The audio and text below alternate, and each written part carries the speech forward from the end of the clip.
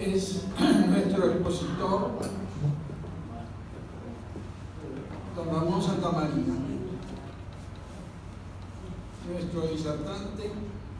Nació en Buenos Aires el 10 de enero de 1954.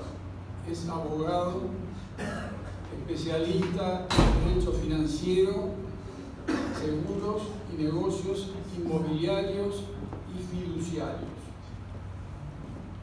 Hizo estudios en el exterior sobre administración de empresas, marketing y gerenciamiento de riesgos. Ha dictado clases en temas de su especialidad en Suiza, Barcelona, Boston y San Pablo. Fue presidente y director general de Zurich, compañía de seguros, con responsabilidad también sobre los países del cono sur de Sudamérica. Fundó y encabeza un estudio jurídico que cuenta con 30 abogados. En lo que se refiere a nuestra actividad genealógica, desde joven ha volcado interés en estos temas. Con su primo Eduardo Santamarina ha coordinado un libro que lleva por título Ramón Santamarina y Valcarcel, homenaje en el sexticentenario de su llegada a la Argentina. Sí, está publicado totalmente que desarrolla la genealogía de su familia paterna, los Santamarina. Es autor de Los Hunter en la Argentina, con la historia y la genealogía de esa familia escocesa establecida en nuestro país, a la que pertenece su abuela materna. Tiene ya concluido un trabajo biográfico sobre el general don Carlos María de Alvear, que ha de publicar en forma próxima. Hoy su tema que ha de exponer frente a ustedes y a nosotros es Carlos María de Alvear, orígenes y redes familiares en la Buenos Aires colonial. Vamos adelante.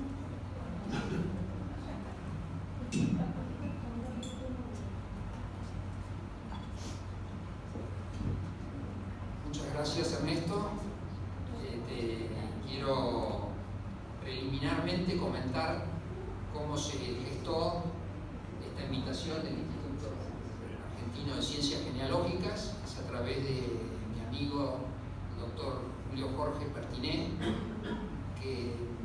con quien comenté que estaba escribiendo el libro sobre la biografía del general Alvear, un personaje interesantísimo en nuestra historia, bastante maltratado por la historia.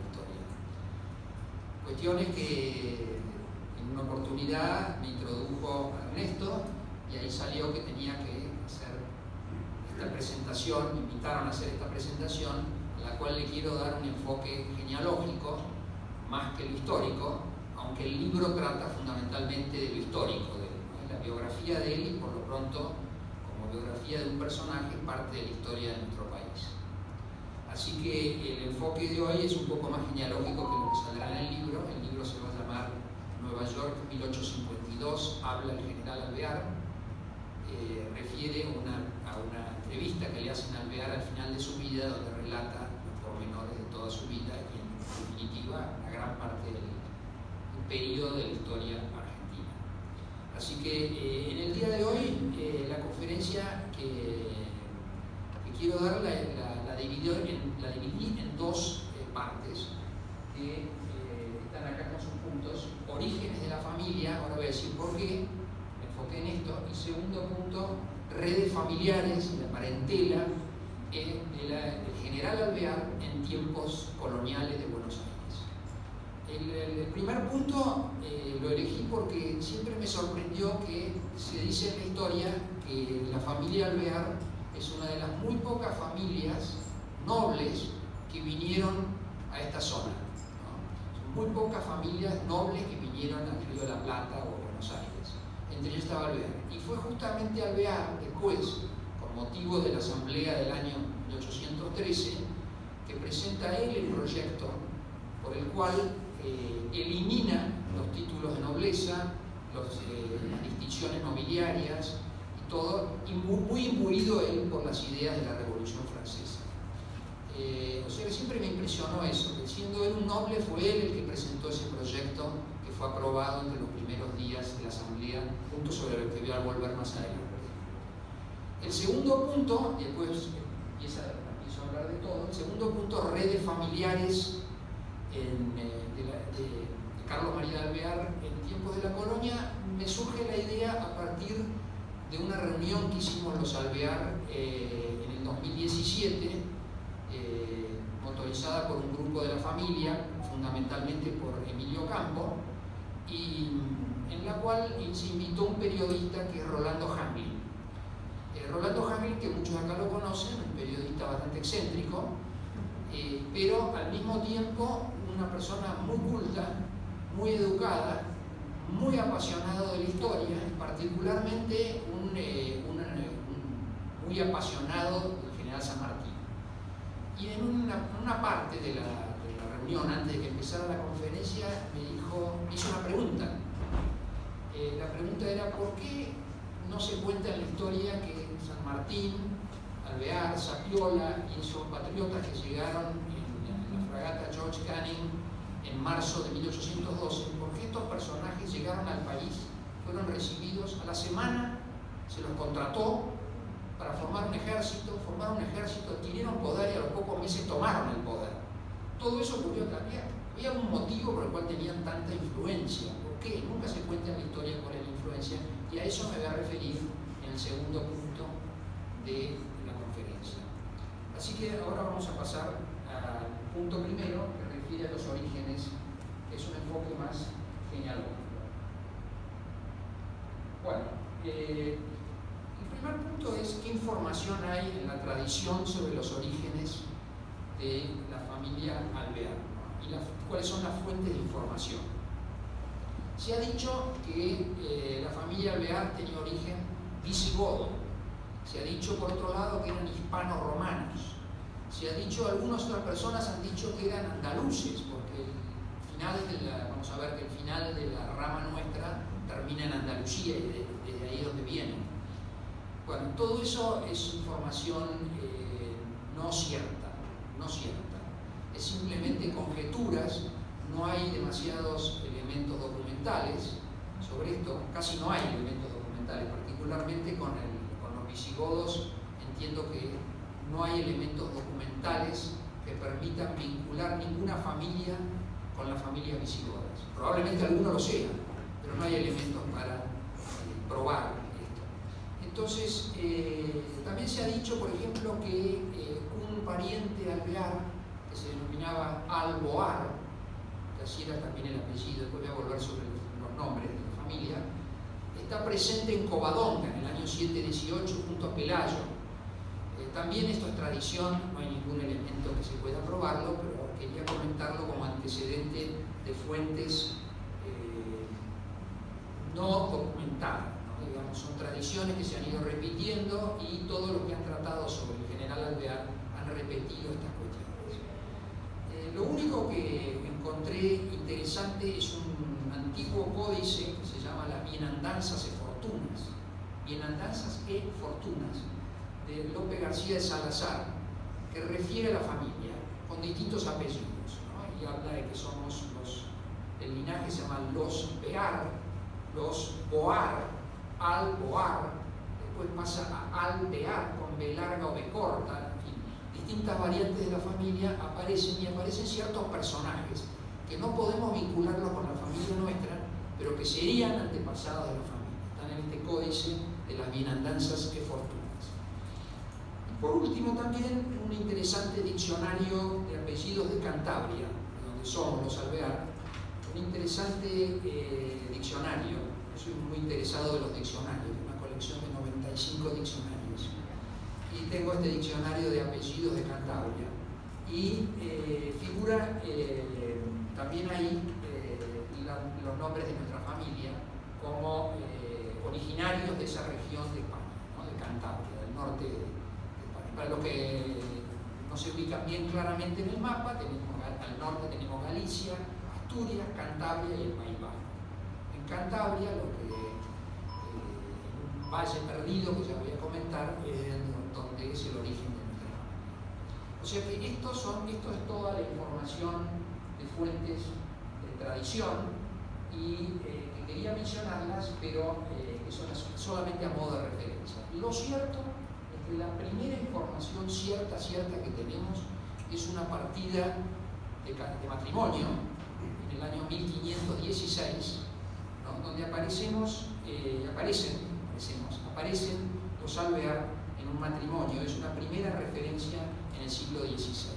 Primera referencia que después hemos podido vincular, o lo han podido vincular genealogistas en serio, no como yo que soy aficionado, lo han podido vincular con el general Alvear. Esta es la primera referencia y el pueblo de origen son 2 o 3 pequeños poblados en el valle de Aras. Aras es un valle medio pobretón, de pequeños pueblos, San Miguel de Aras, San Pantaleón de Aras, y de ahí es el origen de la familia. De ahí venimos los Alvear. De ahí todavía quedan algunas ramas y está la casa solariego de los Cerecedo Alvear, una rama que no es la nuestra, es una rama de las originarias, de los Cerecedo Alvear, y está la casa solariega allá en el valle de Aras, en Cantabria. El nombre aparece cuando ya se consolida el nombre Alvear, aparece tanto con B larga como con B corta. Y esto era bastante común hasta que la Real Academia Española, no el diccionario, la Real Academia Española decide aclarar el punto cuando es B larga, cuando es B corta, y el apellido queda como es hoy, Alvear con B corta, pero en muchos documentos antiguos de aquella época aparecía indistintamente con esos dos variantes, Alvear B larga, Alvear B corta. También es interesante ver que ya desde los primeros antepasados, que voy a hacer el árbol genealógico, voy a pasar el árbol genealógico rápidamente, los primeros Alvear ya presentan escudo de armas, lo cual es bastante importante porque eso significaba de alguna manera que eran nobles, que había una nobleza, ¿no? Después voy a referirme a qué tipo de nobleza pertenecen los Alvear, pero hay un escudo de familia que quiero mostrar. Me ha encantado que esté Luis McGarrell y que pueda haber explicado mucho mejor este escudo, pero este escudo me lo facilitaron en Montilla, una copia, Montilla del pueblo donde somos, donde vinieron están los Alvear parientes fundamentalmente, y lo más interesante que me mencionaron era que acá en el escudo, lo más interesante de acá es esto, acá vemos un puente. Aparentemente los Alvear, según me explicaron un estudioso de la técnica de la tecnología de los Alvear español de Montilla, me explicó que, y no se explicó, hay unas primas mías acá que estaban también con los Alvear, y nos explicó que eran constructores, que por eso habían construido puentes y otras construcciones importantes, y por eso se les había dado derecho a utilizar ese símbolo en el escudo familiar. Bueno, si pasamos a los antepasados documentados que yo mencioné, el primero que tenemos documentado es Fernán de Alvear, ¿no? Fernán de Alvear aparece en una partida matrimonial con Juana de San Millán en el año 1516, es lo más antiguo que se ha podido rastrear, y figura en su partida como caballero e hijo d'algo. Y una cosa muy curiosa, al menos para mí, dice, y su mujer, Juana de San Millán, era de la misma naturaleza. O sea, asumo que también era hijo d'algo o algo similar. Hijo d'algo era alguien que era hijo de alguien. Hijo de alguien significaba que no era cualquiera, sino de alguien. Entiendo que es así. Y bueno, y el hijo d'algo integra lo que se denomina la nobleza no titulada en España. En España, estudié un poquito el tema por motivo de esta conferencia, si no, no lo sabía esto.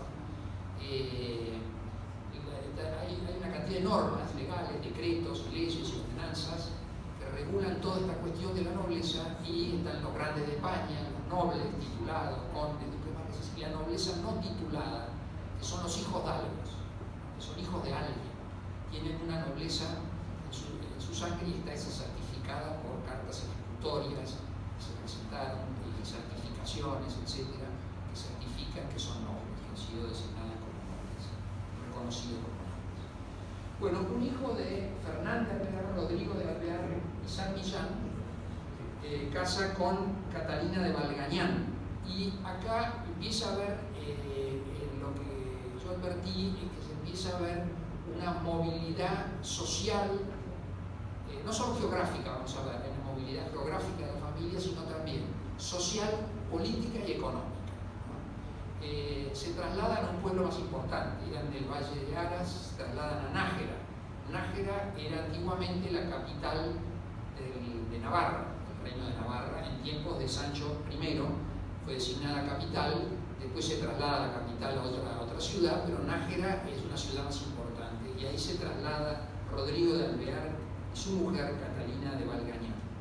Ahí empieza a haber una movilidad social hacia algo de mayor relevancia socialmente, y al mismo tiempo esa relevancia social se reflejaba en una mejora económica de la familia también, y también la obtención de cargos. Tenían cargos, eran nombrados capitulares de los cabildos, miembros de los municipios o de los municipios y de los organismos que había regionales. Su hijo es Pedro de Alvear y Valgañán, casado con Juana García. Ya este es nacido en Nájera, y hay una constancia cierta de una carta ejecutoria de hidalguía y nobleza, que es del año 1527, emitida por la Real Chancillería de Valladolid, que entiendo yo que era lo más importante en esta materia. Otorgaba este tipo de... Entonces, aquí hay Pedro de Alvear y Valgañán obtiene esta carta ejecutoria de nobleza de año 1525. Sus dos hijos, tiene dos hijos, llevan apellidos distintos. Uno es Alvear y García, su madre, que era García. Otro es García Alvear, García de Alvear. Esto no debe extrañar, porque en aquel momento se podía elegir casi el apellido, y se puede elegir hasta un apellido de un abuelo si querías, eso, lo cual puede traer mucha confusión en la genealogía, pero era así. Y lo interesante era que elegían el que les parecía más importante. Entonces, lo interesante acá es que parece que García era más importante que Alvear.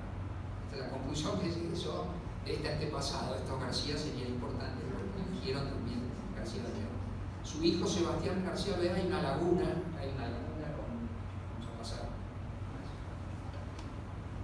Sebastián García de Alvear o Alvear y García, no se puede detectar quién era su mujer, ni hay muchos datos de él, pero sí aparecen sus datos en un hijo, Juan García de Alvear, casado con Catalina de Erce, y él ya es regidor en el Cabildo de Nájera. Vemos de vuelta esta movilidad social que van adquiriendo, la familia va adquiriendo importancia. Luego viene Sebastián de Alvear de Ormilla, casado con Juana de Garnica.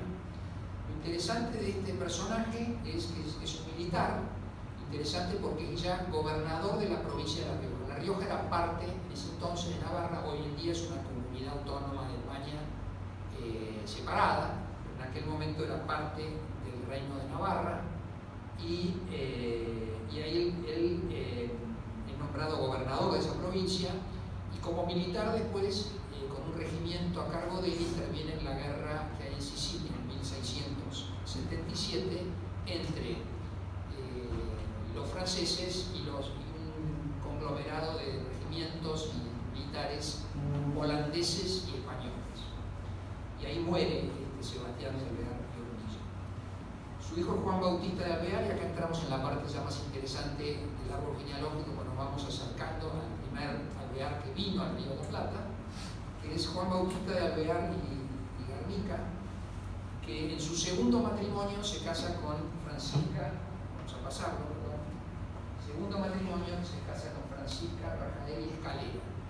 Aparentemente la familia Escalera era muy importante y tenía una expresión curiosa, para mí por lo menos, tenía nobleza por los 4 costados, dice el documento.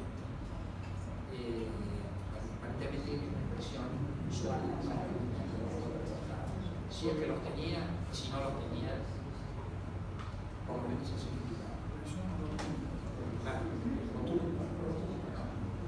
Bueno, este señor, con sus vínculos, su mujer de la familia Escalera, es regidor y alcalde de Nájera, también es administrador de las rentas reales de Andalucía, es designado como administrador de las rentas reales en Andalucía, para lo cual es trasladado a la ciudad o el pueblo de Fuente Ovejuna.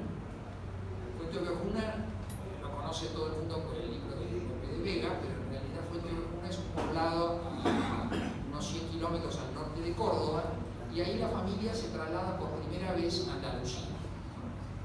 Desde ahí es de donde venimos, Andalucía. Más atrás venimos de Aras, como dije, pero de acá vienen los que vienen para el Río de la Plata. Bueno, trasladado en Andalucía, su hijo Diego Antonio de Alvear y Escalera, casado con María Morales y Navarro. Este es interesante porque él es gentilhombre y tesorero del general del duque de Medinaceli, que es la familia Fernández de Córdoba, una familia de enorme prestigio y nobleza en España. Pero además, y esto es lo más divertido, funda en Montilla las bodegas Alvear. Las bodegas Alvear, que tuve la suerte de poder visitar, con los primos que están acá presentes, con algunos, afincados en Montilla, crean esta bodega en 1729, o sea, dentro de 6 años, hace 300 años que la bodega está en la familia. Todavía hoy la tiene la subrama española de los Jiménez Alvear, uno de ellos es el CEO, tiene la familia Alvear esta bodega de vinos amontillados. Me matarías, yo lo probé, es riquísimo, me matarían los parientes Alvear si digo que es parecido al Jerez. Creo que me matarían, pero sí, me parece que es parecido al Jerez. Y tiene algunas cosas muy interesantes. Es un vino, me voy a bandear un poquito los vinos que me gustan. Y es un vino muy fermentado, tiene doble fermentación, tiene 20% de alcohol. Es un vino que es fuertísimo y es un vino que lo llaman vino generoso, así lo llaman. Y se toma antes de las comidas. Sería el copetín, acá diríamos copetín. Para postre también. También se puede para postre porque tiene alguna variante dulzonas, exactamente. No sé si recuerdan la película, una anécdota, esta es una anécdota, me parece interesante comentarla, en la película La fiesta de Babette. En La fiesta de Babette, que es una película muy linda, el general prusiano que va a comer a un lugar remoto, en Dinamarca creo que era, y le preparan esta comida, esta mujer que tiene una historia, tiene toda una trama que no la voy a comentar, pero lo interesante es que este general le sirven de vino, le traen una copa de vino y dice, un amontillado, y encima este es un Alvear, dice. Este es un Alvear. En la película no lo dice, en el guión está. Es interesante. Lo toma sin ver la botella, ¿no? El general bueno, experto en vino, porque sin ver la botella le sirve, tiene una identidad y le sirve, en general es experto también. Y dice un amontillado, y dice, y encima es un Alvear, en el guión. O sea, tenía un prestigio importante, exactamente. Y hoy en día lo tiene, es un vino muy particular el amontillado, pero dentro de esa gama es importante. Bueno, Diego, el fundador de esto, Diego Antonio de Alvear Escalera, tiene un hijo, de 2 hijos, pero uno que nos interesa, que es el que descendemos, es Santiago de Alvear Escalera también, que se casa con María Escolástica Ponce de León de Enríquez de Rivera y Mendoza. ahí la familia de nuevo hay movilidad social. La familia tiene muchos antepasados importantes. Los Ponce de León es una familia muy antigua. En un campo que nos invitaron allá en Córdoba había un árbol genealógico que pude ver, pero no pude tener nunca copia. Me hubiera encantado, le he pedido y no me lo han mandado. Y entroncan los Ponce de León con antiquísimos familias castellanas y también con familias portuguesas, ¿no? Y llega el árbol genealógico hasta Dionisio I, o sea, muy antiguo. No puedo hablar si esto es verídico, es un árbol genealógico cierto, o hay alguna cuestión no exacta, porque no lo he podido verificar. Simplemente quería comentar que los Ponce de León eran una familia importante y son los padres, Santiago de Alvear y Escalera, y María Escolástica, Ponce de León y Enríquez y de Rivera y de Mendoza, son los padres de Diego de Alvear, el primero que vino al Río de la Plata. Diego de Alvear y Ponce de León y Escalera es un personaje interesantísimo. Se casa 2 veces, después voy a volver sobre su familia, y volver un poco sobre la genealogía, pero es un personaje apasionado por el saber, ¿no? Muy apasionado por el saber. Es increíble, estudia en una escuela de jesuitas en Montilla, donada por la familia, estudia filosofía y teología, después se cierra la escuela con motivo del tema con los jesuitas y entra en la marina, y a sus estudios iniciales de filosofía y teología le agrega en la marina estudios adicionales, además de los estudios navales, adicionales de astronomía y de matemáticas, ¿no? Y era bastante común, entiendo, que los marinos estudiaran astronomía y también matemática, pero él es un estudioso importante de astronomía y también es muy apasionado de los mapas, ¿no? Él es cartógrafo. Me adelanto un poco en la historia. Cuando viene al Río de la Plata, hace junto con su equipo de cartógrafas, hace varios mapas, particularmente de las regiones donde estuvo, las Misiones Corrientes, las Misiones Orientales, todo el Uruguay. Hay varios mapas costeros, particularmente me interesa uno, porque tengo una copia en mi casa en Uruguay, que es un mapa hecho por el equipo de Diego de Alvear, que hace la cartografía del litoral atlántico, que incluye la bahía de Maldonado, Punta del Este, la isla de Gorriti, el cabo de Punta José Ignacio y el cabo de Punta Santa María. Es un mapa muy preciso porque todas las coordenadas que están en el mapa, que es del año de 1770 y algo, 1778, 1780, en esa época es el mapa, el croquis ese, tiene las coordenadas que hoy se obtienen con exactitud con un GPS.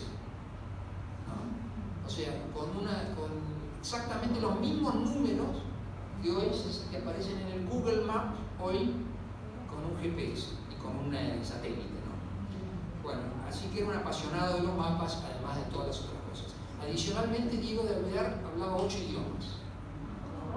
Hablaba latín, español, fluidamente, latín, español, italiano, portugués, francés, inglés, que era bastante curioso eso, y además de esos 6 idiomas clásicos, por sus 22 años en la zona de las misiones, aprendió el tupí y el guaraní bastante fluidamente, o sea, 8 idiomas, sabía. Bueno, viene por primera vez al Río de la Plata en 1774, 1776, en la expedición de Pedro de Ceballos, que después fue virrey, fue el primer virrey del Río de la Plata. Viene con él porque los brasileños habían fundado Colonia y un poco tomado toda la zona costera, entonces vinieron a recuperar. Viene Diego de Alvear como un oficial nomás, marino, y tiene destacada actuación en la toma, la reconquista de la toma, en realidad puede haber sido fundada por los portugueses, la toma de Colonia. La verdad que Colonia está lindísimo, mucho fue gracias a los portugueses, que es tan lindo, pero de todas maneras los españoles la quisieron reivindicar, y vino Ceballos, que a partir de eso después lo nombran, cuando se crea el virreinato, al final de su expedición, se crea el virreinato, lo nombran virrey del Río de la Plata. Alvear era parte de esa expedición de Ceballos. Bueno, Alvear es designado después en la segunda comisión de demarcación de límites entre los reinos de Portugal y España en las colonias de América. Como todos sabrán, la bula papal que dividía el mundo para España y Portugal, luego el Tratado de Tordesillas que fija y después el Tratado de San Ildefonso que fija una línea más precisa aún y mandan a poner los hitos y fijar la demarcación in situ a dos comisiones, españoles y portugueses. Por vía de los españoles, el comandante de la segunda misión de demarcación de límites y astrónomo mayor fue Diego de Alvear. Y ahí fue a parar 22 años que vivió en esa región de las misiones orientales y las misiones jesuíticas del norte de Corrientes y lo que es el Paraguay. Al llegar a Buenos Aires tiene algún entredicho con el virrey Bertis y permanecen 2 años en Buenos Aires y yendo a las tertulias que había en Buenos Aires a la noche, en lo de Escalada, en lo de Riglos, en lo de Balbastro, finalmente conoce a su primer mujer, María Josefa Pepa Balbastro y Dávila.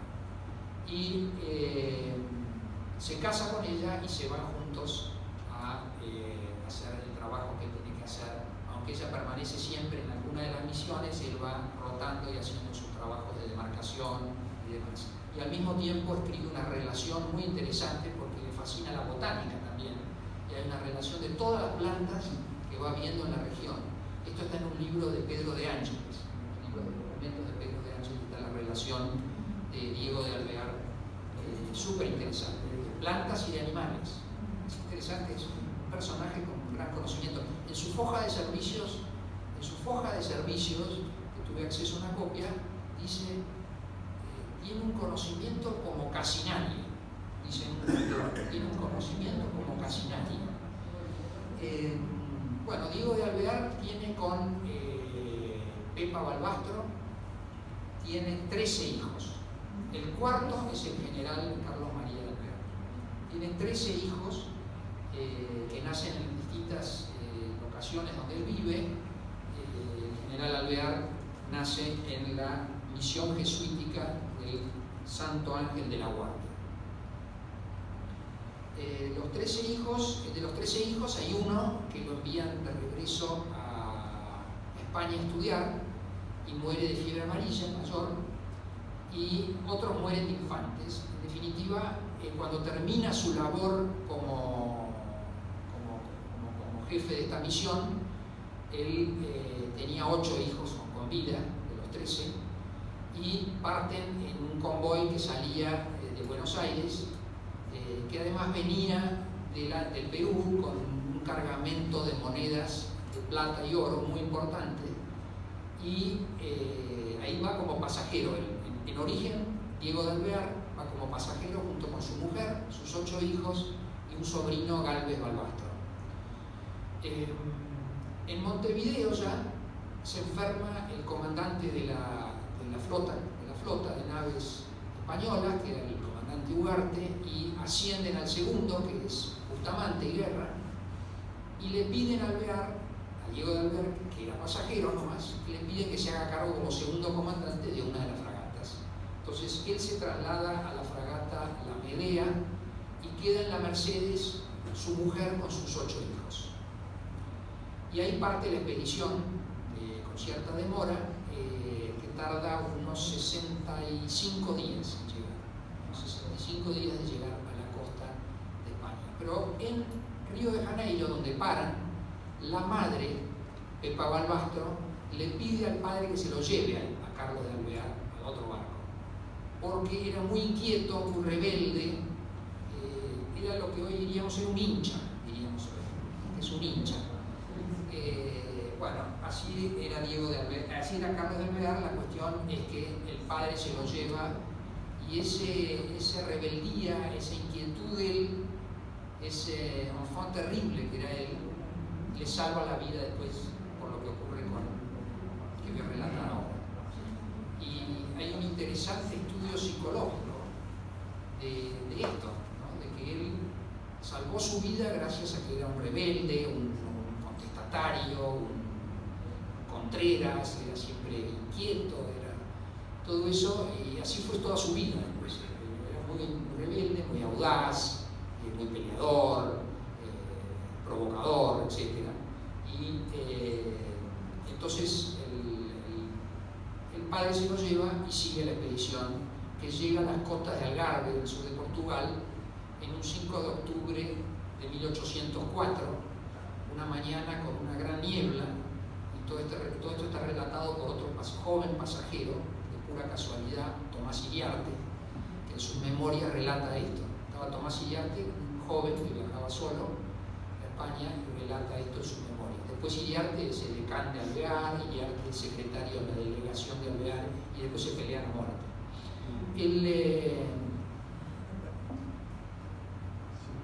No lo sé. Tal vez.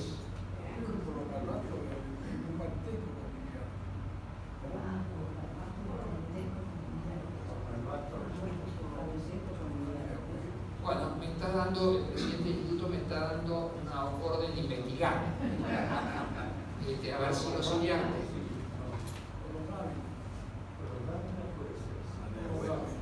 Bueno, vamos a investigarlo. Vamos a investigarlo. La cuestión es que Iriarte relata esto. Mañana, con una gran bruma, se levanta la bruma y enfrente de este grupo de 3 fragatas españolas hay 5 fragatas inglesas al mando del comandante Moore, que envía un pequeño bote muy cerca, a muy pocos metros. Envía, con España e Inglaterra no estaban en guerra, le envía un bote con unos mensajeros que les pide la rendición y la entrega de los caudales que traían.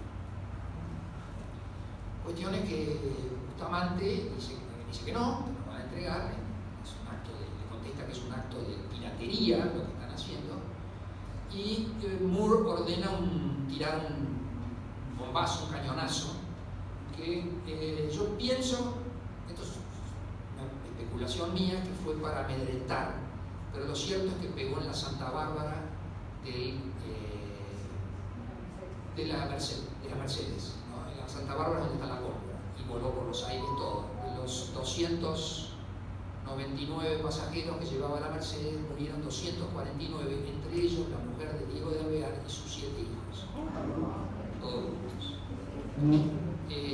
Bueno, una tragedia gravísima. Son tomados prisioneros, son llevados a Inglaterra, Plymouth, y permanecen 2 años en Inglaterra, aunque son bastante bien tratados porque les agarró una compasión tremenda por lo ocurrido, ¿no? Alvear tiene una entereza. El comandante Moore, cuando hace su parte diario, no puede creer la entereza de Diego de Alvear, que como era militar, la muerte la tenían un poco más asimilada, pero casi le murió la mujer y 7 hijos. Y le hablan y conversan, cuando se rinden, ¿no? Bustamante había ordenado zafarrancho de combate, pero pensando que no iba a haber combate. De todas maneras, ocurre el combate y después se entregan, Bustamante y Alvear, y se rinden, y Alvear le dice: lo único que queda de mi familia es este. Y le pone la mano en el hombro a Carlos de Alvear, que se salvó junto. Bueno, viven 2 años en Londres. Carlos de Alvear es mandado al colegio del Duque de Broglie, que es un colegio muy prestigioso, socialmente muy alto, de muy alto nivel, y Diego de Alvear, muy religioso, concurre mucho a misa y se enamora de una irlandesa, nacida en Bélgica, pero irlandesa, que era Louisa Ward, que es su segunda mujer, Louisa Rebecca Ward Howard. Era hijo de un diplomático, Ward, que estaba en Bélgica cuando ella nació, y con cual él después tiene otros 7 hijos más. O sea, Diego de Alvear tuvo 20 hijos. Impresionante, ¿no? Pero no le sobrevivieron. Bueno, Diego de Alvear, para terminar un poco la figura de Diego de Alvear y pasar al personaje central de hoy, quiero comentar algunas partes de la actuación de Diego de Alvear que tienen que ver con su actuación más bien no empresarial con la bodega, sino como militar en Cádiz y en la isla de León, la isla de San Fernando, que era la última reserva española, lo último que quedaba, la última porción de España en manos de los españoles. Todo lo demás estaba en manos de tropas napoleónicas y bajo el mando de José Bonaparte, el hermano de Napoleón. Entonces él defiende, él es nombrado gobernador político y militar, la máxima autoridad. Hay cuatro sucesivamente, él fue uno de ellos, 1810-1812, al mando de Cádiz y de la Isla de León, y defiende a muerte el ataque de las tropas napoleónicas en el puente Suazo, que tuvimos la suerte de visitar también. Es muy extraño, no sé si han estado en Cádiz o en la Isla de León, o en la Isla de San Fernando, o como se llame.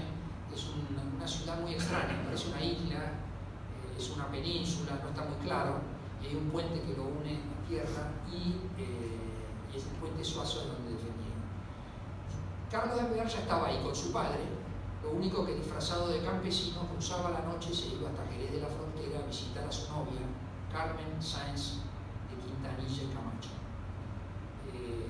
Se escapaba la noche disfrazado, una estrategia que utilizó bastante en sus tiempos de militar, disfrazarse para distintas estratagemas. Diego de Alvear apoyó un poco el orden liberal que se tenía en ese momento, se dicta la Constitución de 1812, la PEPA, se llamaba la PEPA porque fue promulgada el día de San José, y Diego de Alvear después se retira un poco, pero es bastante defenestrado cuando vuelve Fernando VII con el absolutismo de vuelta y revoca la Constitución liberal. Pero había un ambiente ya muy liberal en España, imbuido mucho de las ideas de la Revolución Francesa, y en la calle San Carlos, donde vivía Carlos María de Alvear, en el piso alto se reunía un grupo de españoles americanos, o americanos españoles, como le gustaba decir a Alvear, al revés decía él, decía americanos españoles. Se reunían y conformaron ahí la logia Caballeros Racionales. Acá hay una gran confusión en el tema de las logias masónicas, no sé si entrar demasiado en el tema, pero quería comentar algo porque hay una gran confusión histórica.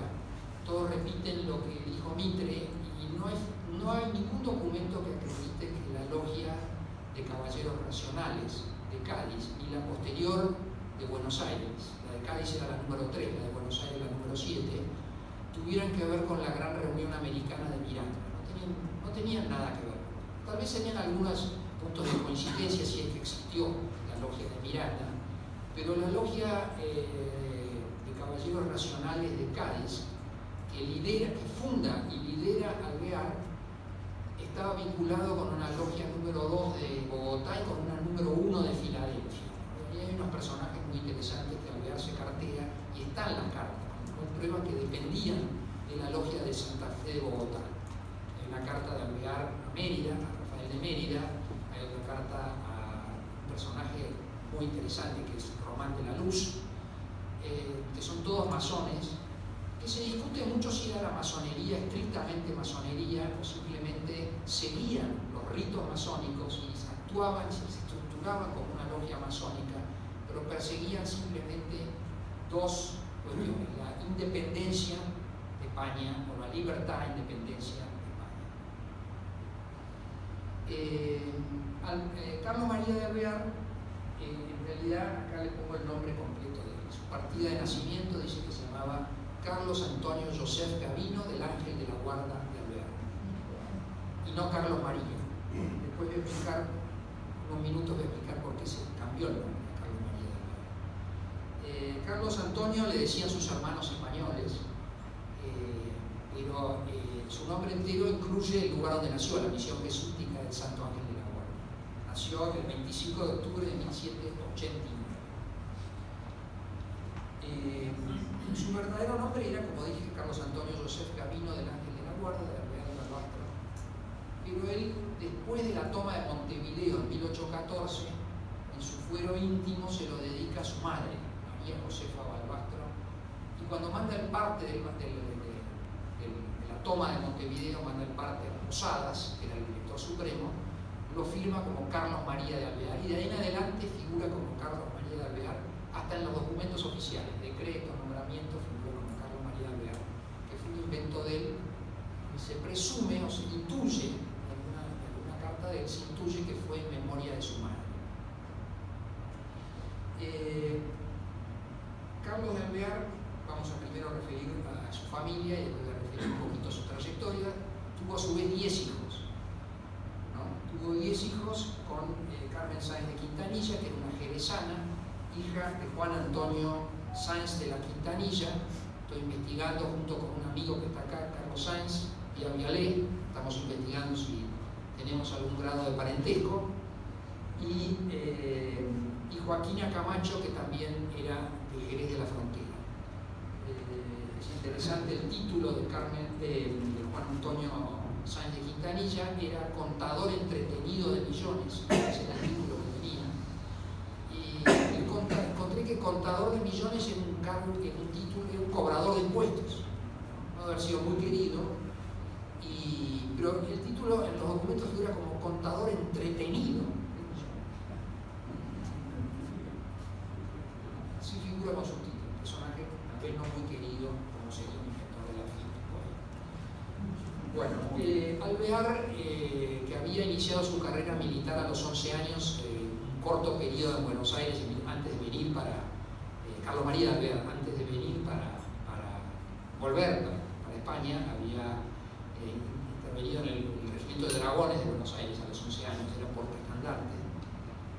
En España, por los vínculos de su padre, entra en los Carabineros Reales. Los Carabineros Reales eran un cuerpo de élite, junto con la Guardia de Corps de los Reyes, eran de caballería, y él ingresa a la carrera militar en ese cargo e interviene ya a partir de los 17 años, interviene en los combates de las luchas napoleónicas.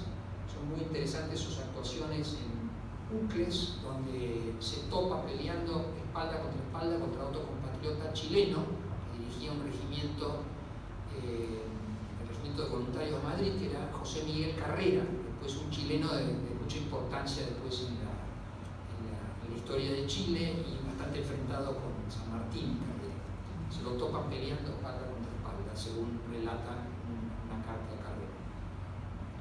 En Chévenes, otro de los combates, tiene una actuación destacadísima también Alvear, porque derrota con mucho menos gente a los Úlanes. Los Úlanes eran unos lanceros polacos que integraban el ejército napoleónico, y él captura ahí el capital, captura muchísimos caballos con su montura, parece que eso era muy importante, y aunque las batallas estas no tuvieron demasiada relevancia desde el punto de vista militar, para Alvear le dieron una gran trayectoria, gran experiencia de combate.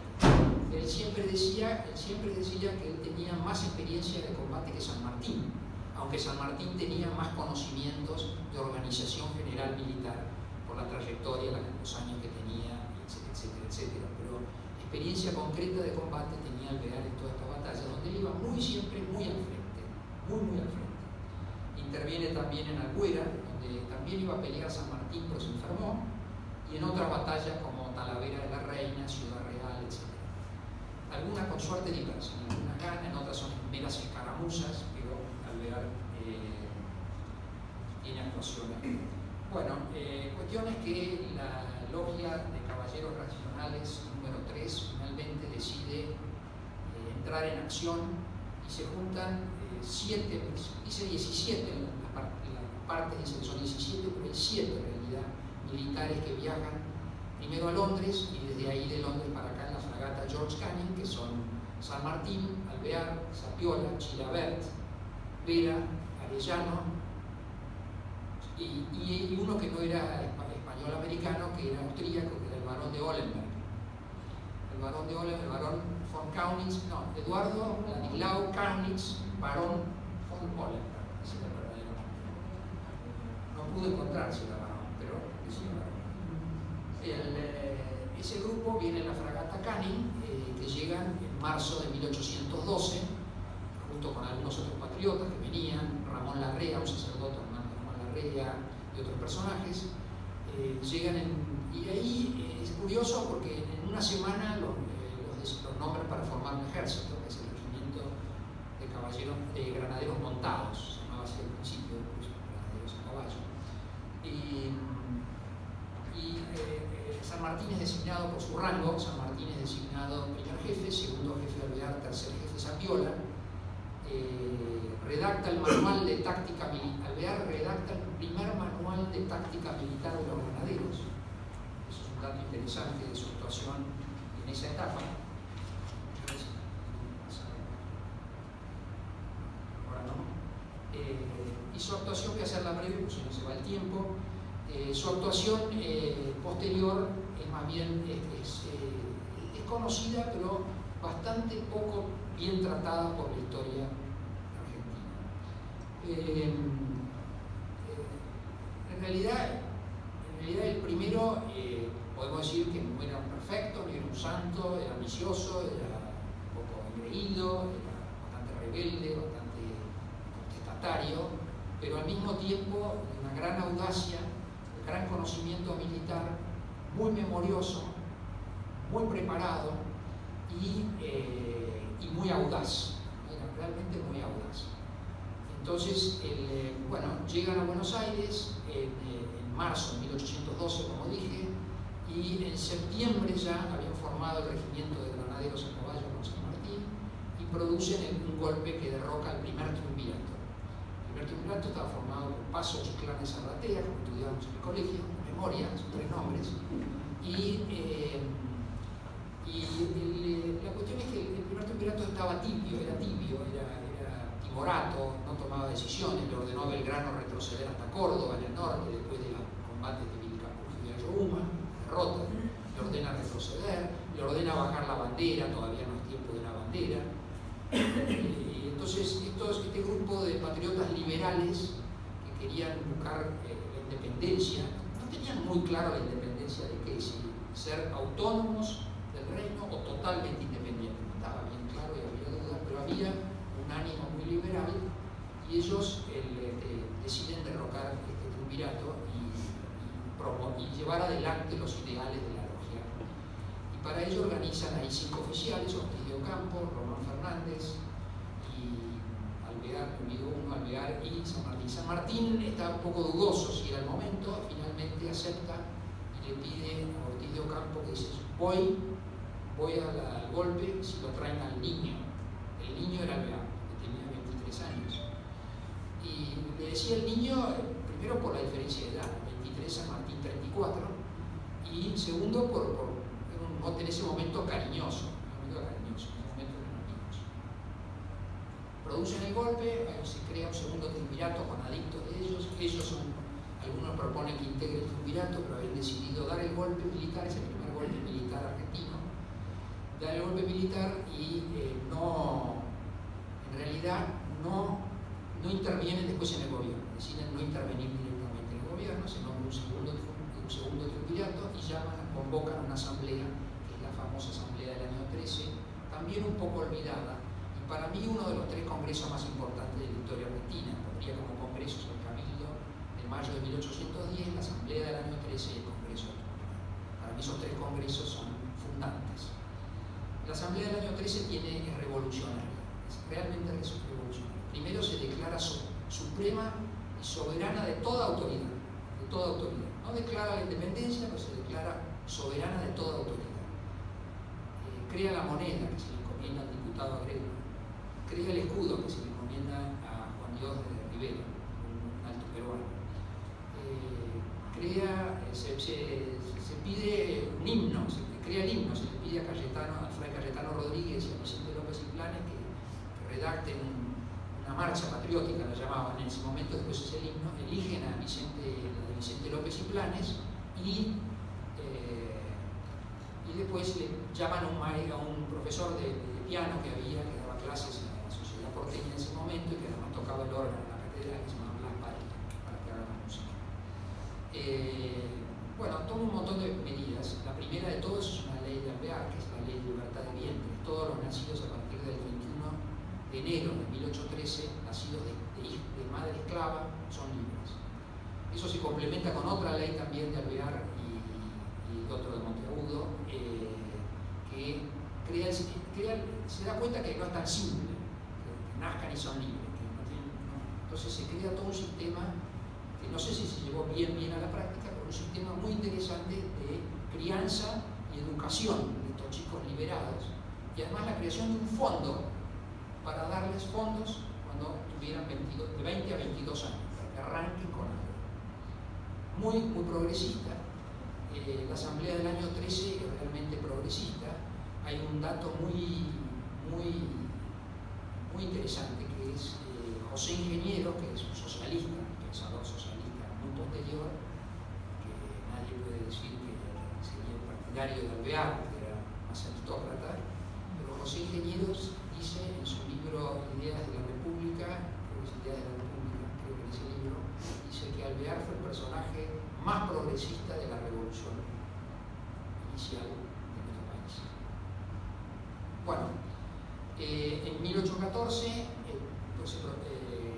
ven que Montevideo, que era la base donde estaba mandando Fernando VII, ya tropas, había mandado 2.500 soldados, estaba mandando tropas para tener una cabecera de playa para recuperar Buenos Aires, y mandar una expedición muy fuerte a cargo de Morillo, el general Morillo. El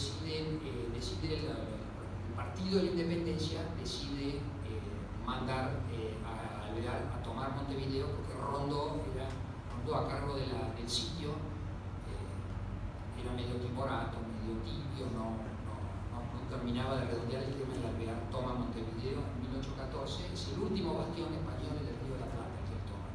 Él expulsa a los españoles del Río de la Plata, un dato importante. Luego voy a cortar esto por los tiempos, voy a cortar un poco. Luego no es aceptado, es nombrado a cargo del Ejército del Norte, al igual que primero San Martín, después él, no son bien recibidos. San Martín no es bien recibido y renuncia. Alvear es rechazado como comandante del Ejército del Norte, vuelve, y por motivo de ese rechazo, Posadas renuncia como director y lo designan a él, y tiene un directorio muy controvertido, es bastante dictador. Él tiene la teoría que está atacado por todos los frentes, que toman medidas muy extremas, muy dictatoriales, y eso provoca un enfrentamiento con la clase alta de la ciudad de Buenos Aires y con los capitulares del Cabildo, en acuerdo con Rondó, el norte, con la complacencia un poco de San Martín, acuerdan, y con la ayuda el acuerdo también de Artigas en la banda oriental, deciden derrocarlo. Y es ahí que Álvarez Tomás, ascendiente de mi amigo Jorge Martínez, que está allá atrás, lo cual prueba que las grietas después se pueden salvar. Álvarez Tomás se rebela en Fontezuelas, lo habían mandado a la vanguardia del ejército de Viana, lo habían mandado para enfrentarse con Artigas, vuelve para atrás y se produce la revolución de abril del 1815 que lo derroca. En este punto, Alvear se mantiene muy firme, se acantona en Los Olivos, donde termina todo el regimiento, ahí pone la sede del gobierno, no se quiere entregar hasta que el Cabildo decide detener a su mujer y a su hija, Carlota. Su mujer Carmen de Quintanilla y Carlota, y le avisan que si no se rinde, la van a matar. Y ahí se rinde Alvear. Ante esa situación se rinde, se embarca en un barco inglés y se va al exilio con lo que tiene puesto, no lleva nada, y se va varios años a Río de Janeiro. ¿A dónde? Río de Janeiro. Río de Janeiro. En Río de Janeiro la pasa muy mal económicamente. Le escribe un dato interesante también que comentaba hoy con Jorge Otamendi. En Río de Janeiro la pasa muy mal desde un punto de vista. La mujer del emperador, Carlota Joaquina, lo ataca muchísimo, aunque el emperador es muy amigo de él y lo mantiene. Carlota Joaquina era hermana de Fernando VII, entonces quería que lo tomaran prisionero. Y económicamente no tenía nada, estaban pasándola muy mal, entonces él pide ayuda, pide a San Martín, pide varias cartas, él pidiendo ayuda que le levanten los embargos sobre sus bienes en Buenos Aires, que no se los levantan, y entonces llega a pedirle a Terrada era el ministro de Guerra, perdón, un poco más adelante, le pide que le dejen volver a su mujer y a sus dos hijos, Carlota, que había nacido en Buenos Aires, y Emilio, su segundo hijo, que había nacido en Río de Janeiro, que vuelvan a Buenos Aires ellos tres, y que si hacía falta para que las aceptaran, él se suicidaba. esto lo dice por escrito una carta que tengo una copia auténtica y la copia original la tiene un descendiente del general Terrado. Cuyo contacto me facilitó Carlos Sáenz. Bueno, que le devuelvan, le devuelvan, dejen volver a su mujer y sus 2 hijos a vivir en la casa de los Balbastra y para devolver los bienes. Devolverle los bienes a ella para que puedan vivir bien, y como él es la persona que provocó toda esta situación, él se suicida. Está por escrito. Finalmente Alvear vuelve por Montevideo, interviene en 1820 en una polémica actuación de aportar, luego lo mandan viene la batalla de Ayacucho, donde lo mandan a él como ministro, su primera actuación como diplomático, como ministro ante Bolívar y Sucre, luego de la batalla de Ayacucho. Bolívar lo hace pasar al estrado, cuando a Sucre y a Bolívar lo hace pasar al Alvear al estrado y dice: le debemos, por su toma de Montevideo en 1814, le debemos que podemos haber llegado a esto. Alvear le contesta muy soberbiamente: ya lo sé. Y bueno, luego regresa de Bolivia, o del Alto Perú, mejor dicho, que Bolivia, regresa y viene el gobierno de Rivadavia, que lo designa primero ministro de guerra y después jefe del ejército de operaciones en Comando Oriental, porque Brasil no se había declarado la guerra. Y ahí viene la guerra de Brasil, donde intervienen. Quizá lo más conocido es la batalla de Ituzaingó, y donde es una batalla también muy polémica. Algunos lo llaman la batalla de las desobediencias, porque tanto Paz como Lavalle y La Valleja desobedecen orden de Glenn, pero la estrategia de la batalla es puramente de Alvear, que engaña a un ejército muy grande de Brasil. El ejército de Brasil tenía unos 8.000 hombres, el ejército republicano argentino tenía 7.000, argentino y oriental tenía 7.000, o sea, eran 15.000. Es la batalla más grande después de Ayacucho en toda la historia de Sudamérica. 15.000 soldados peleando en 25 hectáreas. En un terreno de 25.000 hectáreas hubo 15.000 soldados peleando durante 11 horas. La batalla termina con la escapada del ejército brasilero, y lo interesante fue que Alvear los engañó con su estrategia al ejército brasilero, primero llevándolo a un lugar donde pudiera actuar la caballería, porque él era de caballería y él creía que con la caballería se ganaba la guerra. Y la guerra, el combate, la batalla se ganó con la caballería y la artillería al mando de Iriarte, había estudiado en la Escuela de Artillería de Sevilla, y en realidad se ganó con esas 2 armas, no con la infantería. Y la verdad es que muchos se preguntan de qué sirvió esa batalla, porque después la banda oriental, con la intervención de Inglaterra, se declaró independiente. Hay instancias de Inglaterra que quería poner un estado tapón entre Río de la Plata y Brasil. Yo creo que la batalla de Ituzaingó fue muy importante porque frenó el expansionismo brasilero, portugués brasilero, que quería no solo tomar la banda oriental, sino las misiones, que tomó las misiones orientales mayormente, y también Corrientes y Entre Ríos. Siempre llegó hasta ahí todo el expansionismo brasilero, según cartas que existen actualmente. La última actuación de Alvear, que nos centramos en su descendencia, la última actuación de Alvear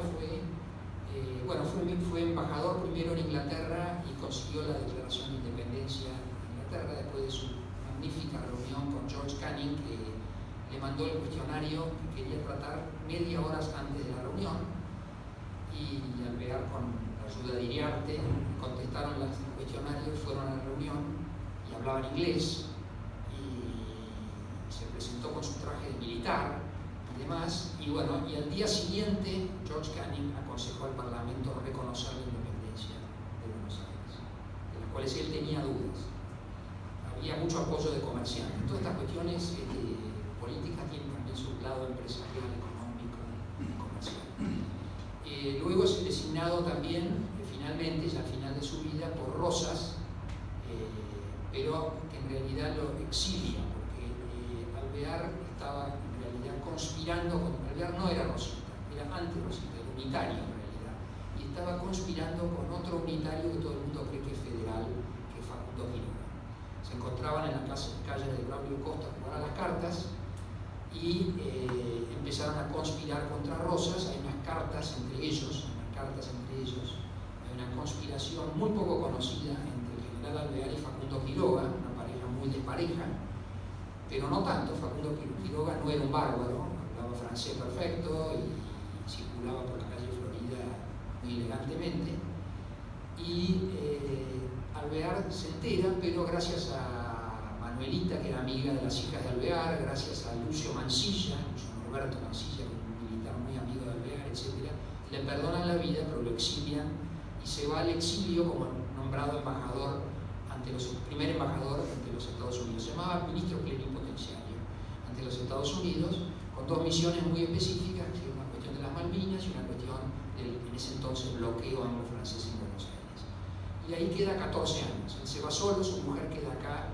Nunca entendí, no he encontrado ni una carta que me diga si su mujer queda por decisión de la pareja o si fue una decisión de Rosa que mantuvo a su mujer como una suerte de rehén, no lo sé. Y ahí parte a donde muere finalmente en 1852. Vamos a pasar a los hijos que tuvo.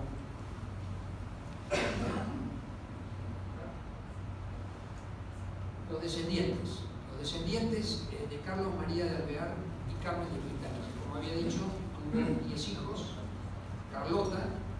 María Carlota, que nació en Buenos Aires, en los años que él fue director supremo, que casa luego con Vicente Porcel de Peralta. Es una familia enorme, los Peralta Alvear. En los Peralta Alvear están los Ayarana, Videla Adorna, Laínez, los Gaulan, Bengolea. Es una familia enorme, los Peralta Alvear, hijos de Carlos. El segundo, que tiene, lo subrayé porque tiene una actuación pública, fue Emilio de Alvear. Emilio de Alvear nace en Brasil y se casa, ya en Buenos Aires, se casa con Adela Fernández Coronel, hija de Juan N. Fernández y de Josefa Coronel. Juan N. Fernández fue fundador de la Rural y de este Jockey Club, y era nuestro tatarabuelo, era mi tatarabuelo. Y Juan N. Fernández, un gran estanciero. Y los Coronel también, tengo una anécdota interesante, los Coronel eran dueños de un terreno enorme entre Avenida Las Heras y Avenida Santa Fe, las actuales Avenidas Las Heras y Santa Fe, donde estaba la penitenciaría, para los que se acuerdan, y él lo dividió, lo vendió y quedó la calle del medio, Avenida Coronel, hasta que un intendente, se llamaba Avenida Coronel por él, por José María Coronel, y muchos años después un intendente lo cambió, un consejo deliberante lo cambió, le agregó Díaz, y en la calle Coronel Díaz, la Avenida Coronel Díaz. Todo ese terreno era de la familia Coronel. Adela Fernández Coronel y Emilio de Alvear, un personaje muy importante. Fue ministro de Relaciones Exteriores de Derqui, fue diputado 2 veces, hizo las gestiones con Juan Bautista Alberdi para el reconocimiento de la independencia por parte de España, que no nos había reconocido como independientes. Y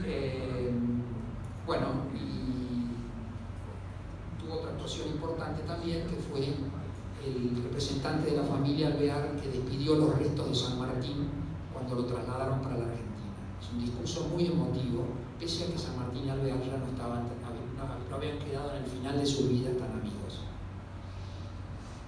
Luego de Emilio viene Camilo Ubelino, que era un hijo que estudiaba Derecho, fue a estudiar a Estados Unidos, y en la Universidad de Georgetown, durante sus estudios, en el verano, se pusieron a nadar con los amigos y se ahogó en el río Potomac. Otro hijo fue Carlos, que no tuvo descendencia. Después vino Torcuato, que es otro que tiene relevancia porque Torcuato fue el primer intendente de la ciudad de Buenos Aires, casado con Elvira Pacheco, la hija del general Ángel Pacheco. Tiene 2 hijos bastante conocidos, que ya vamos a tocar. Después viene Joaquina de Alvear. Joaquina de Alvear, casada con Agustina Rotea, de ahí vienen los Saguier, y Joaquina es la que lo va a visitar a San Martín, a Boulogne-sur-Mer. Y además escribe después unas memorias que refieren a San Martín, ¿no? Las memorias en un libro de contabilidad, una serie de memorias. No voy a referir a esto, pero si alguien me lo pregunta después lo comento. No lo voy a referir porque escuché una vez en una conferencia de Ernesto Pannenberg que decía que la ciencia genealógica como ciencia tiene que ser comprobable. Y las pruebas por excelencia son las partidas, los documentos, las cartas de ejecutoria, los testamentos, etc. Esos son los documentos. Ahora tenemos la ayuda del ADN, pero las pruebas por excelencia de la ciencia genealógica como ciencia son todos esos documentos. Y no hay documentos sobre lo que dice Joaquina en su memoria, pero si alguien después me lo pregunta, comento algo. Sigamos con los hijos de Alvear. Después viene Virginia, casada con un inglés, Henry Tomkinson, y acá viene una enorme familia, tiene una enorme descendencia. Los Tomkinson Alvear es enorme. Es un caso muy curioso porque Alvear aprueba por carta, porque vivía en Nueva York, aprueba que se case con Tomkinson, pero Rosa, que el gobernador, se opone. Finalmente interviene Mariquita Sánchez, interviene Mariquita, la hija de Mariquita, la hija de Rosa, Manuelita, interviene Manuelita y se acepta que se case Henry Tomkinson con Virginia de Alvear. De ahí descienden los Solveira Tomkinson, descienden los Ugarte. Los Ugarte descendía también, me enteré después, un gran amigo mío, Joaquín Anchorena, que era Anchorena Ugarte. Joaquín Anchorena era un Alvear también. Los Fox también. Exactamente. Los Casares, exactamente. Es una familia, los Tomkinson es enorme la descendencia. Está muy bien tratada por otros genealogistas, particularmente en el libro de la Junta Sabatina de Estudios Históricos y Genealógicos. Después viene Diego de Alvear, que es de quien yo desciendo, que es mi tatarabuelo. Diego de Alvear también tuvo actuación pública, fue embajador en Inglaterra, y tuvo una cantidad de otras actuaciones, diputado, un rockista. Se casa con una hermana de Adela Fernández Coronel, Teodelina Fernández Coronel. Todas las Teodelinas que hay en la familia son por Teodelina, que muchas son por Teodelina Fernández Coronel. Teodelina Fernández Coronel era monísima, además. Un cuadro de ella era monísimo. No sería una antigüedad decir monísima. De ahí descienden los Elortondo, los Lezica, los Errázuriz, los Moreno Vivot, los Alvear Castells. Teodelina Alvear está acá presente. Su padre es quien me inició con el interés de los Alvear. Tu padre es el que me inició en el interés de los Alvear. Los Alvear Quirno y otras ramas, entre otras la nuestra, los Bosch Alvear. Después viene Juan Nepomuceno, que muere de muy chico, y finalmente León, casado con Eduarda Vela, que no tiene descendencia. León es el que estaba con él en el final de su vida. Lo acompañó mucho Emilio como secretario de la legación, pero al final, los últimos años, Emilio se dedicó a la política y León se quedó como secretario de la legación diplomática en Nueva York, y es el que está cuando muere Alvear y es el que le pide a Tomkinson que le manda una carta muy emotiva a Tomkinson para que le avise a la madre. Es muy curioso porque no encontré ni una carta entre Alvear y su mujer, Carmen Quintanilla. No encontré ni una carta. Pero sí se mandaban mensajes a través de los hijos, de las cartas de Alvear con sus hijos, de sus hijos con Alvear mandaban mensajes ella y él a ella, a través de los hijos. Los más destacados son estos tres que acá, Emilio, Torcuato y Diego, desde el punto de vista de actividad pública, pero también hay otros muy destacados en la actividad pública, y voy a mencionar 3 o 4. Carlos Torcuato de Alvear, que fue después intendente también. Marcelo Torcuato de Alvear, que es, a criterio mío, el mejor presidente radical de la Argentina. O sea, esto lo dije en una reunión con varios radicales y no gustó nada, porque en medio lo dejan un poquito de lado, no lo creen tan radical. Elisa de Alvear, muy importante, una actuación muy importante en Mar del Plata, hay una calle que recuerda su memoria, y así hay varios más. Quería mencionar por último a Esteban Bullrich, que que es un alvear y tiene una actuación destacada y hoy en día muy conmovedora para todos. Y con esto quiero terminar la primera parte de la conferencia y voy a acelerar a 1000, o ya no tengo tiempo.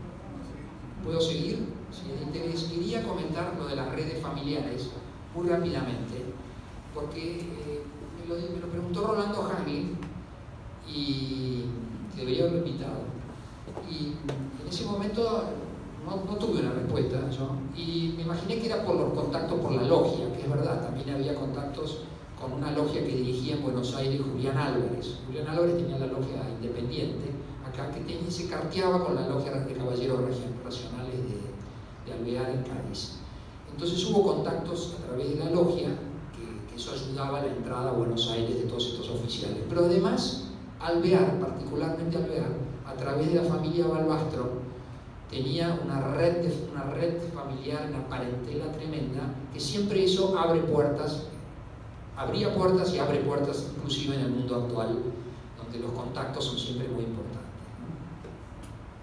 Así voy a marcar algunos casos de parentescos. Esto de este lado para ver acá es el parentesco, acá está el parentesco con los Posadas. Acá está el parentesco con los Posadas, y en esto tengo que hacer también una acotación.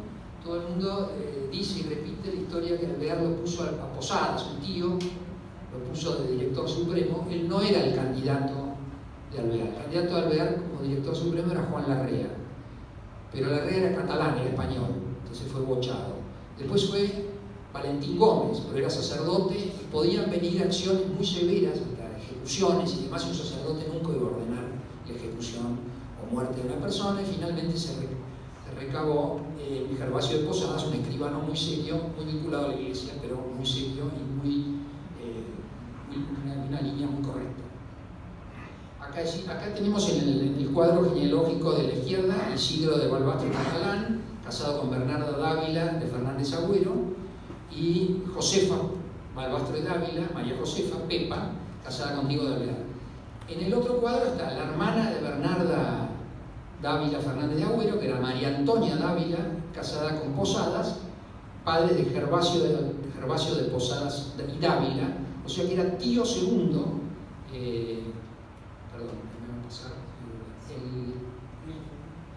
Gervasio era tío segundo del general Alvear, ¿no? Y bueno, Gervasio era una persona importante en la colonia, era el escribano de la iglesia, era un notario de mucho prestigio, sus comentarios eran muy considerados, o sea, era un contacto muy importante. Acá hay otra red familiar que es interesante. Acá me remonto, acá lo tengo Alvear del lado de la derecha. Está Bernarda Dávila Fernández Agüero, Isidro Balbastro y Catalán, su hija Pepa Balbastro de Dávila, casada con Diego de Alvear y Carlos María Alvear. En la otra columna vemos a una hermana de Bernarda Dávila, que es Bernardina Dávila de la Fuente, y se casa con Urrega se casa con Patricio French, ¿no? Donde descienden los French, Domingo French, lo vemos acá abajo. Domingo French es el famoso integrante del dúo French y Beruti, y casado, a su vez casado con una prima, se vuelven a casar, Juana de Posadas y Dávila, hermana de Gervasio. Pero French, vemos en este cuadro que era primo segundo de Alvear. French lo tuvo muy en consideración Alvear, pero después se enfrentaron y Alvear le perdonó la vida en un combate mano a mano que tuvo en la batalla de la Cañada de Gómez, un combate que intervino Alvear en 1820. French, como digo, era primo segundo de Carlos de Alvear. Vamos al siguiente cuadro para avanzar. Este cuadro, los Pirán.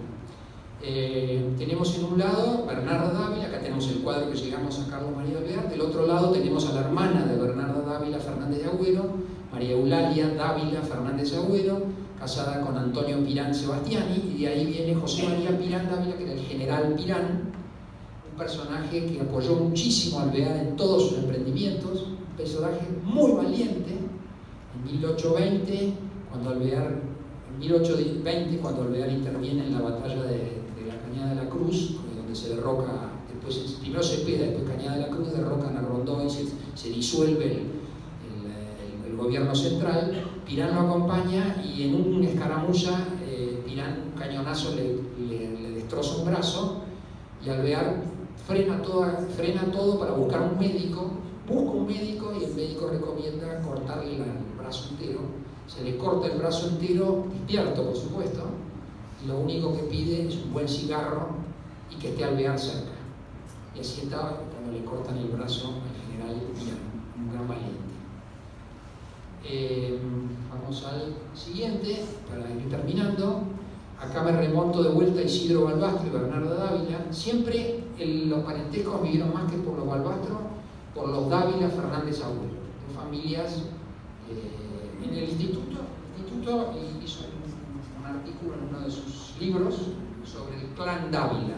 Y es impresionante, ¿eh? Es impresionante las vinculaciones que generaron todo esto a Alvear.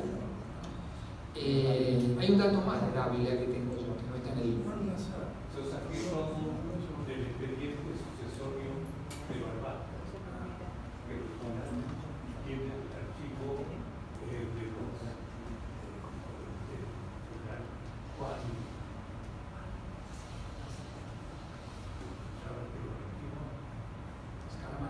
¿Sabes qué lo archivo? Juan. Contra Rosas. Luchó contra los ¿Cómo se llama? Juan. Ferré, era el fundador. En 1846. Don Madariaga. Madariaga, bien. Madariaga se casó con la hija de Pirán. Exactamente. Los Madariaga por y ahí viene el archivo. Muchas de estas cosas también.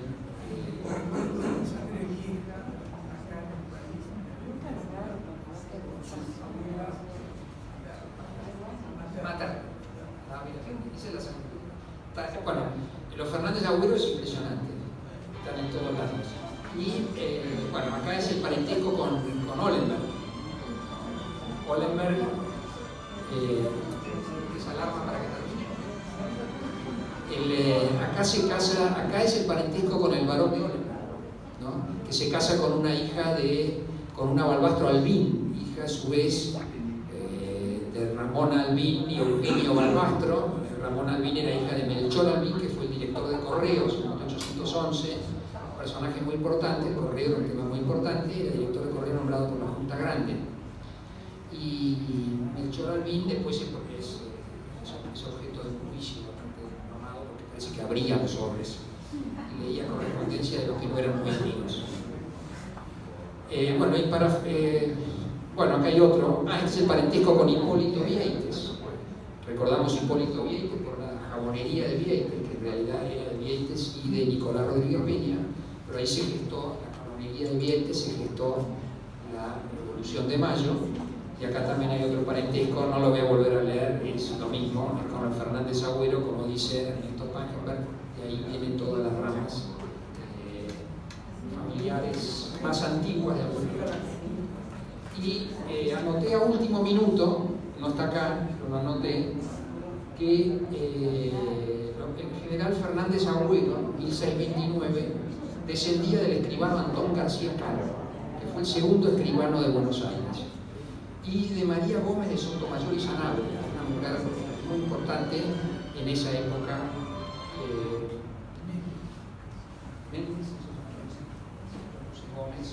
Corrijo. Y una cosa muy interesante para cerrar una nota de color, con esto cierro, una nota de color tal vez cholula, tal vez un poco cholula, es que el escribano Antón García Caro y María Méndez de Sotomayor y Sanabria, de cual descienden los Fernández de Agüero, que son la abuela materna, real, es también antepasado directo de Máxima Zorreguieta, según un estudio de Carlos Hernán Luxemburg. O sea que hay un parentesco lejanísimo con la reina de Holanda. Y con esto estoy por terminada la charla.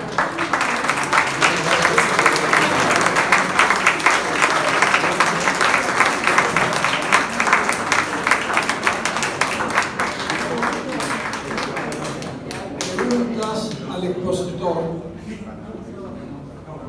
Juan Francisco.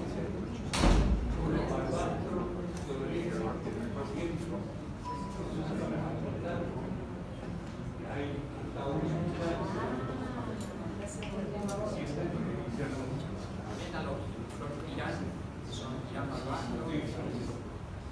Sichá Malvastro, la familia Guillermo Malvastro. Sí, los Barbat es una familia importante en Corrientes que se mantiene por varonía hasta el día de hoy.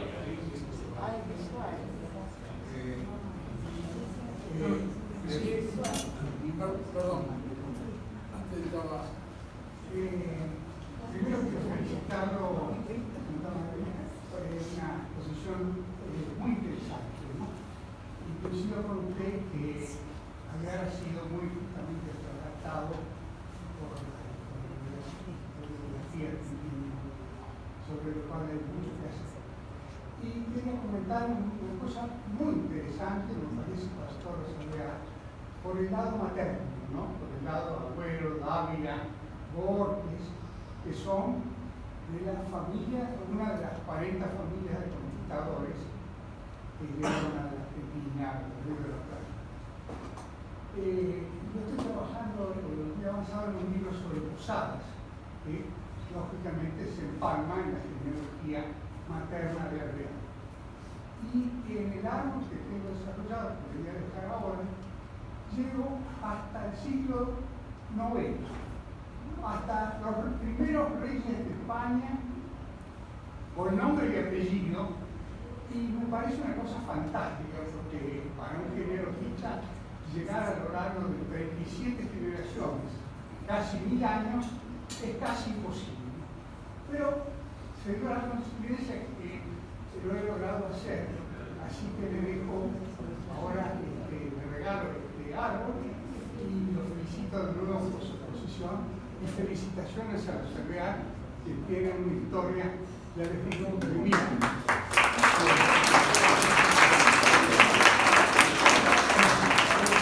Muchas gracias, me encanta el regalo que van a dejar. Me llamo Ezequiel Ogueta y quedo a su disposición. Diego Molina de Castro. Sí, ¿qué tal?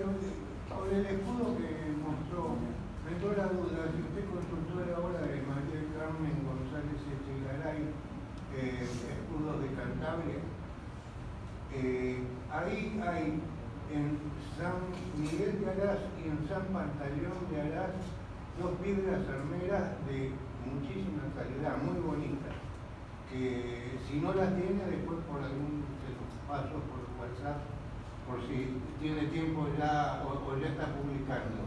No estoy publicando y no lo tengo ese dato, así que va a ser mucho interés. Sí, entonces se los paso. Muchas gracias. Jorge Marotti.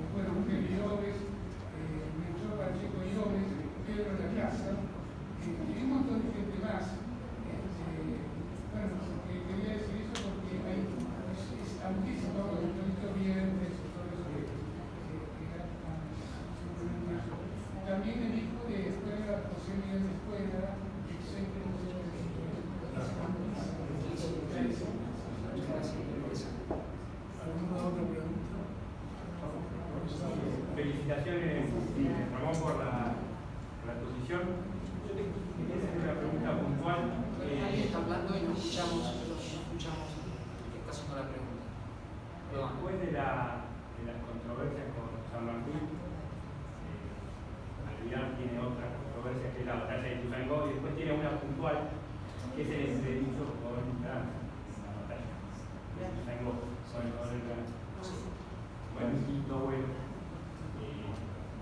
como la licencia de preguntarte, a ver qué opinión tenés sobre el entredicho, sobre el suceso, ya que vas a escribir un libro, seguramente abordarás ese tema, con el cual yo no es que tenga una posición tomada subjetivamente interesada, y sé que hay en contra de Alvear a veces una exageración, digamos, que no se corresponde con la historiografía o lo que fue realmente el suceso. Pero ya que veo que investigaste un montón sobre lo que pasaba, quería saber si tenés una opinión formada sobre el tema. Sé que Emilio Campo tiene una opinión formada, yo también tengo algo, una opinión total, porque Emilio estudió mucho más académico que el mío, y estudió muchísimo toda la parte militar de la guerra con el Brasil. Yo leí bastante sobre la carga de Bransen. Alvear lo manda a cargar contra, en realidad, la subdivisión. Había dos formas de ataque contra la infantería brasileña. Había que romper la infantería brasileña, venía avanzando muy bien, y hubo dos formas de avanzar. O en forma escalonada, o en línea. Alvear lo manda en línea, Bransen prefiere que vaya en forma escalonada. Perdón. Alvear lo manda a cargar en forma escalonada, lo manda a cargar en línea, y Bransen quería que la carga sea en forma escalonada, arrancando de A3, porque había un zanjón, entonces había un zanjón en el medio. La verdad es que es probable que en el fragor de la pelea la orden no fue la más acertada. Murió Bransen, murieron varios militares, un hermano del general Lavalle también, y esa es mi opinión, debe haber sido una orden desacertada, ¿no? O tal vez no, si miramos lo que dicen los partes brasileños de la batalla, que esa carga frenó completamente a la infantería, pero a un costo muy alto, ¿no? Un costo muy alto, particularmente Bransen era un militar de mucho fuste. De manera que ocurren en las batallas, ocurren esas cosas, ¿no? No ciego muy alto. Claro. Y además, quiero aclarar un punto que es importante. Alvear le ordena a Bransen ir a la carga, Bransen se opone, le dice que no es conveniente, que ir al muere. Y Alvear le dice: si usted no se anima, voy yo. Y además, cuando arranca la carga, Alvear se agrega a la carga y carga con él. O sea, la primera carga, Alvear va a la carga junto con Bransen. Después, después dobla y se vuelve.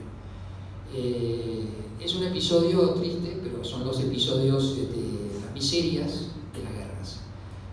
Lo mismo ocurrió con una mala orden dada por el general Paz, y el comandante Besares, en la misma batalla también sufrió un cañonazo totalmente innecesario, pero son los errores del fragor de la batalla. Yo creo que fue una orden desacertada, pero también, si lo miramos desde el otro punto de vista, frenaron el avance de la infantería, a un costo de morir un oficial de alto rango como era Bransen, era lo más importante, con una gran trayectoria. Esta es la opinión mía. Emilio Campo tiene una opinión un poco más sofisticada que la mía, porque estudió toda la carga, cómo había las distintas técnicas, etc. Quería destacar también la actuación del tatarabuelo general Benito Lazar, que era ciego, a personas de Tirar, que lo nombró nombrarlo, lo facilitó también, hay cosas muy importantes. Así que costó mucho también a los militares recibir, que eran mayores que Alvear, recibir directivas de él. Eso por un lado. Por otro lado, me interesó la vida de Alvear porque mi mujer, mis hijos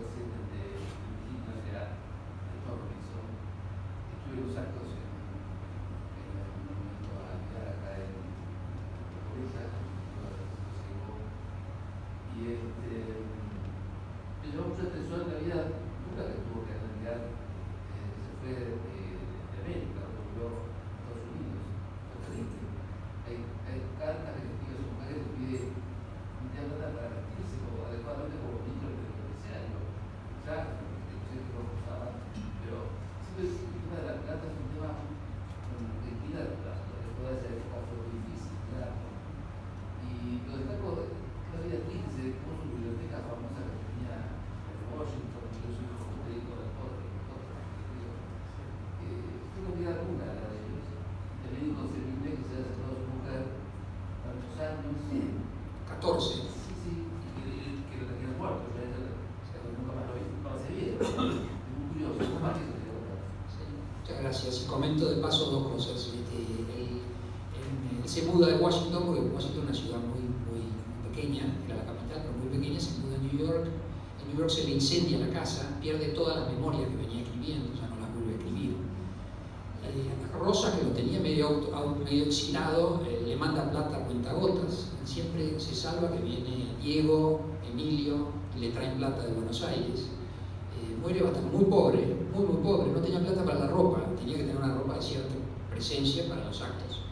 Y sin embargo, como tuvo una actuación muy interesante como embajador, aunque sin grandes logros, se entrevistó con Monroe, se entrevistó con John Quincy Adams, con John Adams, con Lafayette, con el general Lafayette, que había venido de visita al final de las dos revoluciones, la francesa y la revolución americana.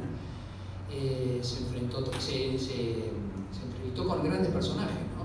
Pero hay una frase que revela esta pobreza que era cuando se encuentra con Sarmiento. Sarmiento viaja a Estados Unidos y se encuentra con Alvear y se entrevista 2 veces. Y en uno de sus libros, en sus anotaciones, Sarmiento pone: aquí me encuentro con una de las grandes glorias de la revolución y una de las grandes miserias de la revolución también, por el estado en que estaba. Lo escribe Sarmiento en uno de sus libros, en relación al encuentro con Alvear que tiene en New York. Así que bueno, y finalmente está el tema, perdón, ya te dejo, Julio, y finalmente está el tema el final, que hay un episodio muy interesante, que es cuando lo traen de vuelta 2 años después. Él lo entierran en St. Patrick, en New York, y después 2 años después traen los restos para acá. Cuando traen los restos para acá y llega a Montevideo es un gran homenaje, todavía era considerado importante Alvear, y se presenta en la Casa de Gobierno el octogenario almirante Brown, que tenía más de 80 y pico de años. Se presenta en la Casa de Gobierno y pide permiso para timonear el barco que traía los restos mortales de su camarada de las 2 guerras, la toma de Montevideo, donde era Brown, y la guerra contra el Brasil, en la cual intervino Brown. En los dos lugares la dupla naval fue Brown, ejército fue Alvear, las dos guerras exitosas que tuvo, y una actitud muy gallarda de parte de Brown de pedir de manejar el timón del barco donde traía el cajón con los restos mortales de Alvear. Ramón, me gustaría conocer tu opinión sobre el vínculo familiar que se atribuye entre Alvear y San Martín.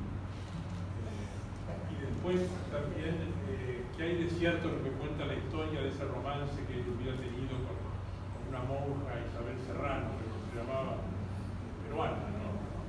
Y si hubo descendencia o no por esa rama. Bueno, gracias Julio por las preguntas. Bien difíciles.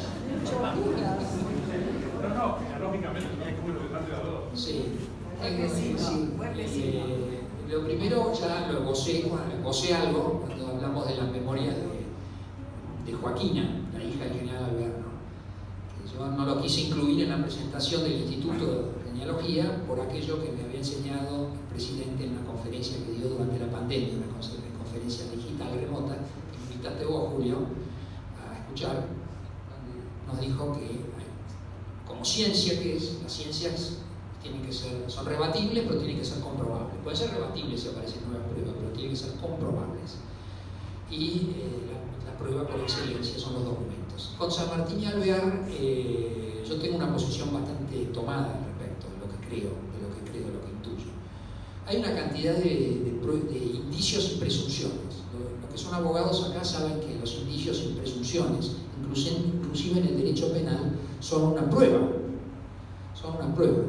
Hay una cantidad de indicios y presunciones, o sea, de pruebas que dirían que San Martín era medio hermano de Alvear, era hijo del marino Diego de Alvear y de una indígena correntina, como dicen las memorias de Joaquina de Alvear, ¿no? Entonces San Martín y Alvear serían, según esas memorias, medio hermanos.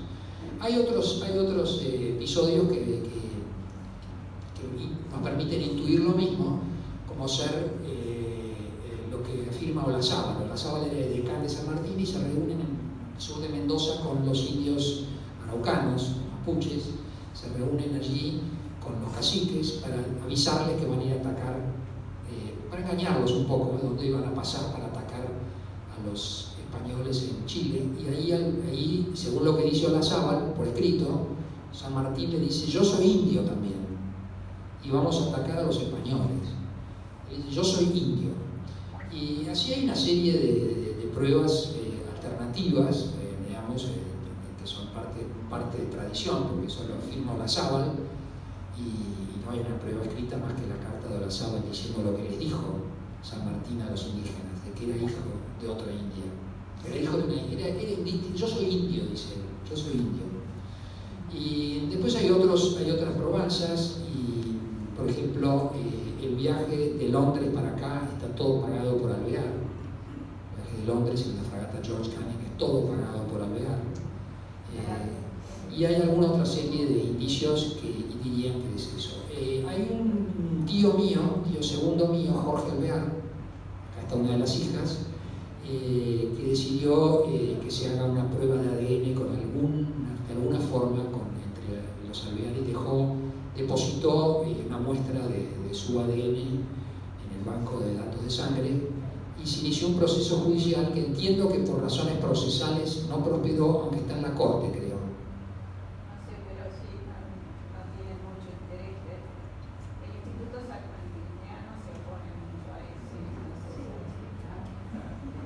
Ahí declaré como testigo yo, a mi mano como presidente de la Junta de Sabatina, que había publicado el artículo de Alvear de Manuel de Antón, y declaré por la afiliación de Emilio, por eso, y llevé pruebas, que colaboren en esto. Es decir, en primera instancia creo que fue rechazado por una cuestión procesal de falta de legitimidad de los Alvear para pedir una cosa que en el fondo es por la memoria nomás. El actor es Chumbita, un historiador indigenista, y me contactó a mí. Yo le dije también, y le dije todo lo que era tradición familiar, pero no tengo ninguna prueba más escrita que... Lo único por escrito que hay... El diario lo tenía Diego Regadegas, y me facilitó una copia auténtica de esa carta de Joaquina, y eso es la única prueba escrita que hay, ¿no? La segunda parte de la pregunta, y después vamos es sobre la monja Isabel Serrano. Bueno, cuando Alvear va al Alto Perú como embajador, va con Eustoquio Díaz Vélez y con Domingo Oro como secretario de delegación a felicitar a Sucre y a Bolívar de Sucre.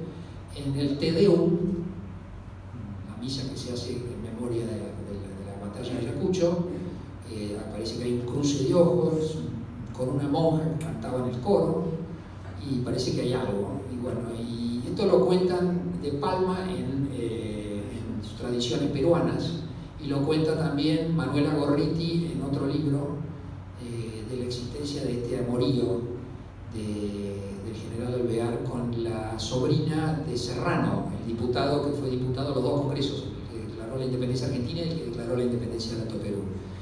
Isabel Serrano, hay alguien que lo está investigando y creo que tuvo una hija. Pero en mi libro, Alvear le contesta al periodista que el caballero no tiene memoria.